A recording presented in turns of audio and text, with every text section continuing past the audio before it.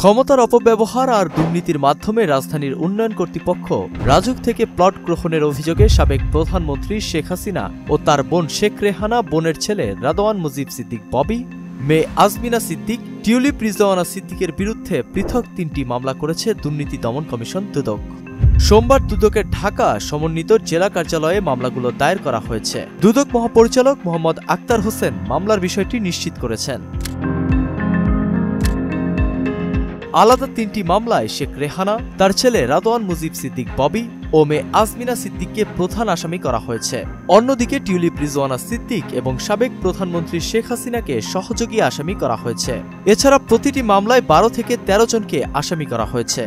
এর আগে রোববার ক্ষমতাচ্যুত সাবেক প্রধানমন্ত্রী শেখ হাসিনা ও মেয়ে সাইমা ওয়াজেদ পুতুল এবং জাতীয় গৃহায়ন এবং গণপূর্ত মন্ত্রণালয়ের সচিব সহ ১৬ জনের বিরুদ্ধে ক্ষমতার অপব্যবহারের মাধ্যমে পূর্বাচলে ৬০ কাঠা প্লট বরাদ্দ নেওয়ার প্রমাণ পাওয়ায় মামলা করে দুদক।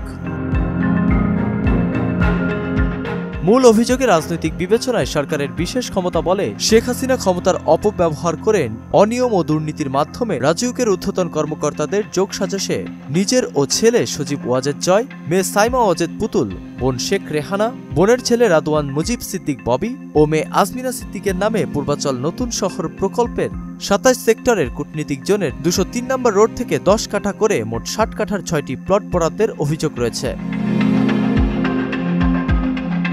শেখ হাসিনা সহ তার পরিবারের ৬ সদস্যের বিরুদ্ধে পূর্বাচলে প্লট বরাদ্দে অনিয়মের অভিযোগ দুদক থেকে অনুসন্ধানের সিদ্ধান্ত দেওয়ার কথা গত ২৭ ডিসেম্বর জানিয়েছিল দুদক। ১.৫ দশক দেশ শাসনের পর ছাত্র জনতার অভ্যুত্থানে গত ৫ আগস্ট ক্ষমতা ছেড়ে পালিয়ে ভারতে আশ্রয় নেন আওয়ামী লীগ সভাপতি শেখ হাসিনা। এরপর থেকে সেখানে অবস্থান করছেন সাবেক এই প্রধানমন্ত্রী।